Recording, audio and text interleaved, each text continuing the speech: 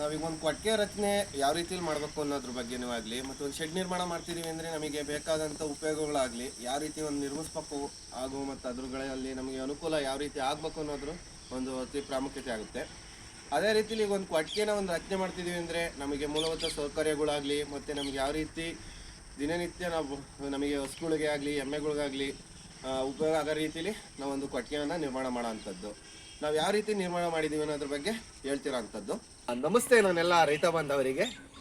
ಕಡಿಮೆ ವೆಚ್ಚದಲ್ಲೂ ಸಹ ಒಂದು ಶೆಡ್ ನಿರ್ಮಾಣ ಯಾವ ರೀತಿಯಲ್ಲಿ ಮಾಡಬೇಕು ಅಂತ ಹೇಳಿ ನಾನಿವತ್ತು ಒಂದು ತಿಳಿಸ್ಕೊಡ್ತಾ ಇದ್ದೀನಿ.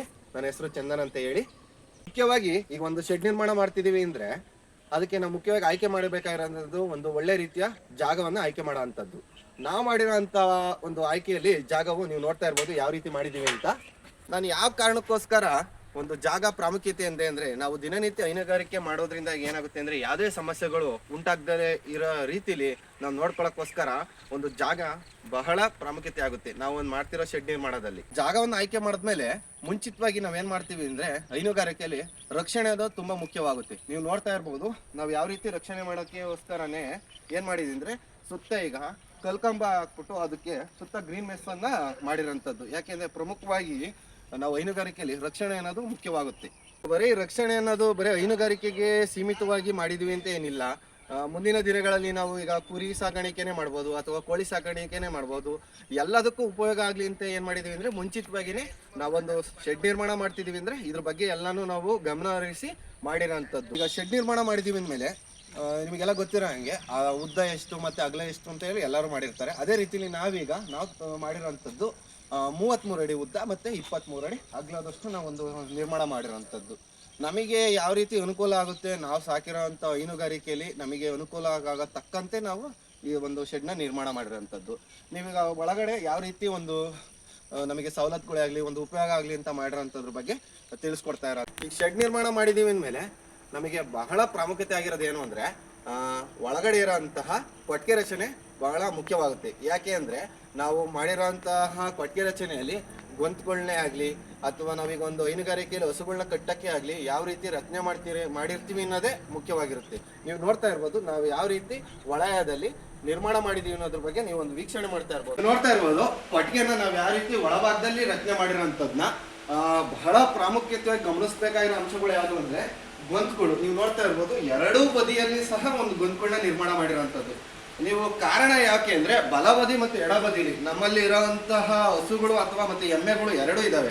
ಅದರಿಂದಾಗಿ ಒಂದೇ ಬದಿಲಿ ಎರಡೂ ಕಟ್ಟಕ್ಕೆ ಸಾಧ್ಯ ಆಗದೇ ಇರೋ ಕಾರಣದಿಂದಾಗಿ ಏನು ಮಾಡಿದ್ದೀನಿ ಅಂದರೆ ಬಲಬದಿಲಿ ಹಸುಗಳನ್ನ ಕಟ್ಟಕ್ಕೆ ಮಾಡಿರೋಂಥದ್ದು, ಎಡಬದಿಲಿ ಎಮ್ಮೆಗಳನ್ನ ಕಟ್ಟಕ್ಕೆ ಮಾಡಿರೋಂಥದ್ದು. ಮತ್ತು ನೀವು ಗಮನಿಸ್ತಾ ಇರ್ಬೋದು ಈಗ ಏನು ಮೊದಲೇ ಹೇಳಿದಾಗೆ 33 ಅಡಿ ಉದ್ದ 23 ಅಡಿ ಅಗಲ ಮಾಡಿರೋಂಥ ಶೆಡ್ನಲ್ಲಿ ನಾವು ತಗೊಂಡಿರೋಂಥದ್ದು 1 ಅಡಿ ಆಗುವಷ್ಟು ಒಂದು ಗೊಂತನ್ನ ನಿರ್ಮಾಣ ಮಾಡಿರೋಂಥದ್ದು. ಅದರಿಂದಾಗಿ ಏನು ಮಾಡಿದ್ವಿ ಅಂದರೆ ನಾವು ಹಸುನ ಇಲ್ಲಿ ಕಟ್ಟಿದ್ರೂ ಸಹ ಇಲ್ಲಿಗೆ 10 ಅಡಿ ಆ ಕಡೆ ಮತ್ತು 10 ಅಡಿ ಈ ಕಡೆ 10 ಅಡಿ ನಾವು ಹಸುಗಳಿಗೋಸ್ಕರನೇ ಬಿಟ್ಟಿರೋ ಅಂಥದ್ದು. ಯಾವ ಕಾರಣದಿಂದಾಗಿ ಯಾವುದೇ ರೀತಿ ದನ ಕರುಗಳಿಗೆ ಆಗಲಿ ಮತ್ತು ಹಸುಗಳಿಗೆ ಆಗಲಿ ನಮಗೆ ತೊಂದರೆಗಳು ಆಗಬಾರ್ದು ಅನ್ನೋ ಒಂದು ಕಾರಣದಿಂದಾಗಿ ಏನು ಮಾಡಿದ್ದೀವಿ ಅಂದರೆ ನಾವು 10 ಅಡಿ ಉದ್ದನೇ ಬಿಟ್ಟಿರೋ ಅಂಥದ್ದು. ಮತ್ತು ಅಗಲ ಎಷ್ಟಿರಬೇಕು ಅಂದರೆ ಈಗ ಒಂದು ಹಸು ಈಗ ಮಲ್ಕೊಂಡೈತೆ ಅಂದ್ರೂ ಸಹ ಅದಕ್ಕೆ ಒಂದು 4.5 ಅಡಿ ಆಗುವಷ್ಟು ಸಹ ಜಾಗನಾರ ಇರಬೇಕು. 4.5 ಅಡಿಯಿಂದ ಇನ್ನೊಂದು ಹಸಿಗೆ 4.5 ಅಡಿ ಜಾಗವನ್ನು ನಾನು ಯಾಕೆ ಈಗ 4.5 ಅಡಿ ಅಂತ ಅಂದರೆ ನೋಡ್ತಾ ಇರ್ಬೋದು ನೀವು ಇಲ್ಲಿ ಒಂದು ಹಸ ಕಟ್ಟಿದೀವಿ ಅಂದ್ರು ಇಲ್ಲಿಂದ ಇಲ್ಲಿಗೆ ಒಂದು ಹಸ ಕಟ್ಟಿರ್ತೀವಿ. ಆ ಹಸಿನಿಂದ ಈ ಹಸಿಗೆ ಯಾವುದೇ ರೀತಿ ಒಂದು ತೊಂದರೆಯನ್ನು ಉಂಟಾಗಬಾರ್ದು ಅಂತ ಹೇಳಿ ಈ ಥರ ನಾವು ಮಾಡಿರೋಂಥದ್ದು. ಯಾಕೆಂದರೆ ನಾವು ದಿನನಿತ್ಯ ಹೈನುಗಾರಿಕೆಯನ್ನು ಮಾಡ್ತಿರೋದ್ರಿಂದಾಗಿ ಯಾವುದೇ ಒಂದು ಸಮಸ್ಯೆಗಳನ್ನ ನಾವು ಎದುರಿಸಬಾರ್ದು ಅನ್ನೋ ಒಂದು ಕಾರಣದಿಂದಾಗಿ ಒಂದು ಒಳ್ಳೆ ಉಪಯೋಗ ಆಗಬೇಕು ನಮಗೂ ಮತ್ತು ಯಾವುದೇ ರೀತಿ ತೊಂದರೆಗಳು ಆಗಬಾರ್ದು ಅಂತೇಳಿ ನಾವು ಈ ಕೊಟ್ಟಿಗೆನ ರಚನೆ ಮಾಡಿರೋಂಥದ್ದು.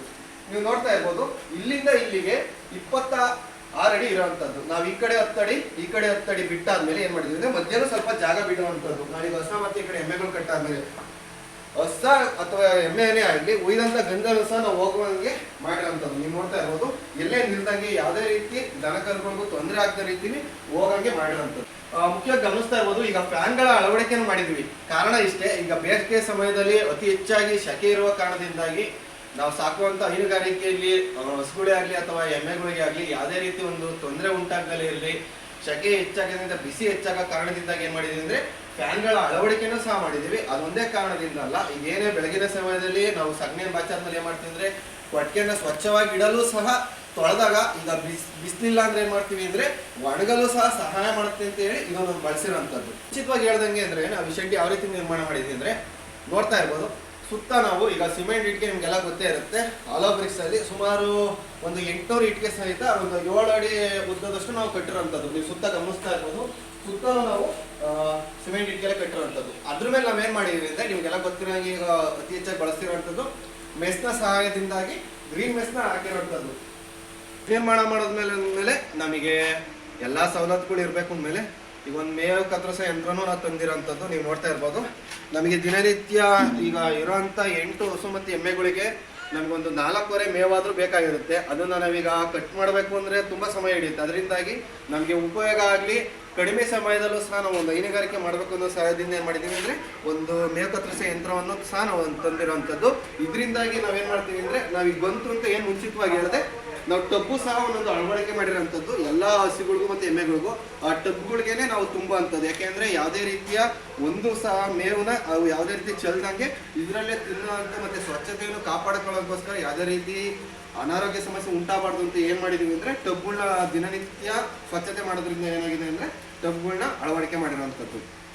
ಮುಂಚಿತವಾಗಿ ಹೇಳದ್ನಲ್ಲ ಯಾವ ರೀತಿ ರಕ್ಷಣೆ ಅಂತ ಹೇಳಿ, ಅದಕ್ಕೋಸ್ಕರ ನಾವು ಚಿಕ್ಕದಾಗಿ ಒಂದು ಕುರಿ ಸಾಕಾಣಿಕೆಯನ್ನು ಸಹ ಇದೇ ಒಂದು ಸಣ್ಣ ಶೆಡ್ನಲ್ಲಿ ನಿರ್ಮಾಣ ಮಾಡಿರೋಂಥದ್ದು. ನೀವೇ ನೋಡ್ತಿರ್ಬೋದು. ಒಂದು 4 ಕುರಿಗಳನ್ನ ಅಂತ ಇದ್ರಲ್ಲೇ ಸಾಕಿರೋಂಥದ್ದು. ನೋಡ್ದಂಗೆ ಈಗ ರಾತ್ರಿ ಸಮಯದಲ್ಲಿ ಈಗೇನೋ ಒಂದು ಹಸು ಅಥವಾ ಎಮ್ಮೆಗಳನ್ನ ನಾವು ಈಗ ಕಟ್ಟಕ್ಕೆ ಅಂತ ಒಂದು ಶೆಡ್ ನಿರ್ಮಾಣ ಮಾಡಿದ್ರೆ ಮುಂಚಿತವಾಗಿನೇ ಏನು ಮಾಡಿರ್ತೀವಿ ಅಂದರೆ ಬೆಳಗ್ಗೆ ಸಮಯದಲ್ಲಿ ಆಗಲಿ, ಈಗ ಬೇಸಿಗೆ ಕಾಲದಲ್ಲಿ ಬಿಸಿಲು ಅತಿ ಹೆಚ್ಚಾಗಿರೋದ್ರಿಂದ ಆಗಲಿ, ಇಲ್ಲ ಮಳೆಗಾಲದಲ್ಲಿ ಮಳೆ ಜಾಸ್ತಿ ಬೀಳುತ್ತಿರೋದ್ರಿಂದಾಗಿ ಆಚೆ ಕಡೆ ಎಲ್ಲೂ ಕಟ್ಟಕ್ಕಾಗದಾಗ ನಾವೀಗ ಮಾಡ್ತಿರೋಂಥ ಶೆಡ್ನಲ್ಲೇ ಮುಂಚಿತವಾಗಿಯೇ ಒಂದು ಸಣ್ಣ ಶೆಡ್ನನ್ನು ಪಕ್ಕದಲ್ಲೇ ನಿರ್ಮಾಣ ಮಾಡಿರೋಂಥದ್ದು.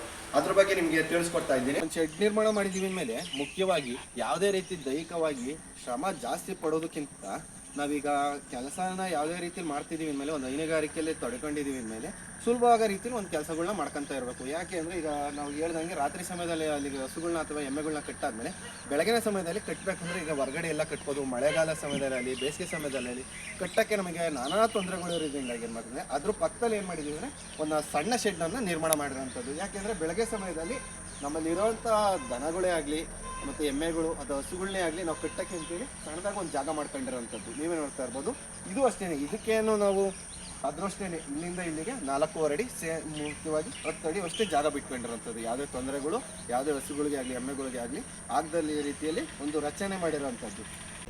ಮುಖ್ಯವಾಗಿ ನೀವು ನೋಡಿದ್ರಲ್ಲ ಇಷ್ಟೊಂದು ಜಾಗನೂ ಇದೆ. ಯಾಕೆ ಅಂದರೆ ಮುಖ್ಯವಾಗಿ ನಾವು ಸಾಕಿರೋಂಥ ದನಕರುಗಳಿಗೆ ಯಾವುದೇ ರೀತಿ ತೊಂದರೆ ಆಗದ ರೀತಿಯಲ್ಲಿ ಸುಲಭವಾಗಿ ಆರಾಮಾಗಿರಲಿ ಅನ್ನೋ ಒಂದು ಜಾಗಕ್ಕೋಸ್ಕರ ನಾವು ಈ ರೀತಿ ಮುಂಚಿತವಾಗಿ ಹೇಳ್ದಂಗೆ ಇಷ್ಟು ಜಾಗ ಬಿಟ್ಟಿರೋ ಅಂಥದ್ದು. ಆಮೇಲೆ ಮುಂಚಿತವಾಗಿ ನಮ್ಮ ರೈತರಿಗೆ ಹೇಳ್ತೀನಿ, ಅವರವರು ತಕ್ಕಂತೆ ನಾವು ಮಾಡಿರ್ತಾರೆ ಶೆಡ್ನ. ನಾವು ನಮಗೆ ಅನುಕೂಲ ತಕ್ಕಂತೆ ನಾವು ಮಾಡಿರೋಂಥದ್ದು. ಒಬ್ಬೊಬ್ಬರು ಬರೀ 10,000ದಲ್ಲೂ ಮಾಡಿರ್ತಾರೆ, ಒಬ್ಬೊಬ್ಬರು 50,000 5 ಲಕ್ಷದಲ್ಲೂ ಮಾಡಿರ್ತಾರೆ.